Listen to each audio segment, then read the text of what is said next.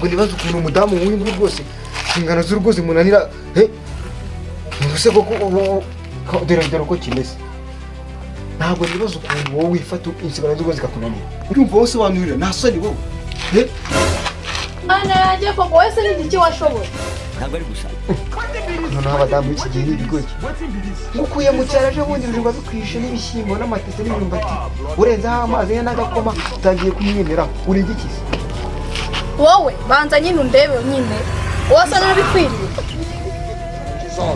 shamura kureka ngubwize ukuri kigwara wishakiye kino kitaguhitana zibera imbwa pe uguhitana se ahubwo ko nzanagukandagira n'agakanu urashaka kumwanagira agakanu noneho ngaha gakandagira ikirere reka mbwire satani reka mbwire nuze we reka mbwire ngenda kubwiye ngo satani ni ibiremwa by'Imana genda kwicira uzi ko atagakandagira yahubwo mufite ikofi ngumena amaso ahubwo ubibona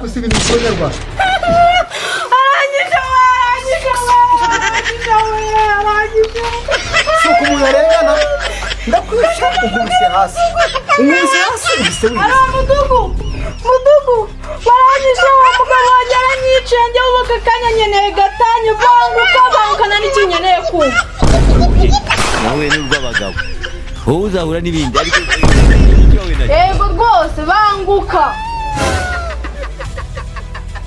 mbirizi karanjigirije koko ntari genda ntari ndaje mweka ikintu ngiye gukorera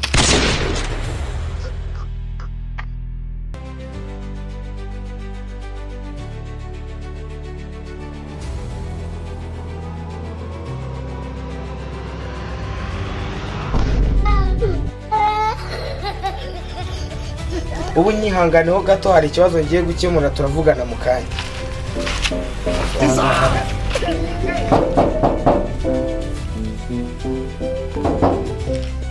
sinahangara ko numva nta muntu nyitabara cyangwa we ntihari ahiri arize hano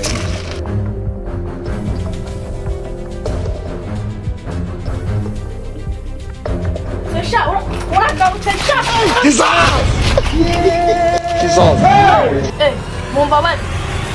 mumbabarire rwose haguruka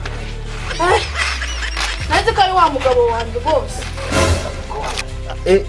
izi jido zimeze nk'icyacika ino ziba zigiye himata umugabo wanjye wazinyigishije ariko umunange muri iyi minsi ndi kumukandamiza uzi ko uyinkubise nkatumbajya nkagera hejuru hamwe zuba za Rwanda Air zitajya nkagaruka nkikubita hasi byose bitenyeje nabisa ahubwo mfite ikibazo rero ndashaka ngo umugabo wanjye tugiye gutabije nawe birangira uvuga ngo ikimata gatanya niyo ukeneye mba niyo nshaka nta n'ikintu nshaka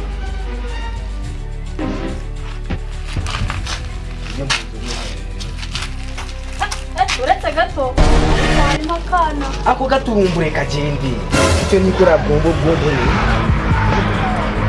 nagira ivature ndashaka kubomora ari nka gutugutu wagira ukuntu nigenza wacyana we icara hano wicara ahangaha ntuhave ucunga umuntu uri buze umugabo arafata umugore nk'uyu nguyu yashyikirirwa muserere wowe ibyo nakubwiye kingure reka nanakingure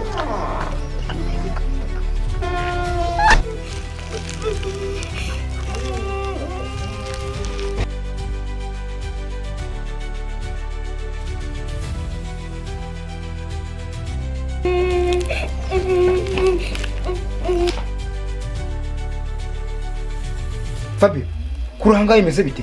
Amayinjije ikigabo hano mu nzu. Jesus. Azari ikigabo mu nzu yanjye iwanjye kwa muroko. Ntabwo byumvika. Jesus. Jesus.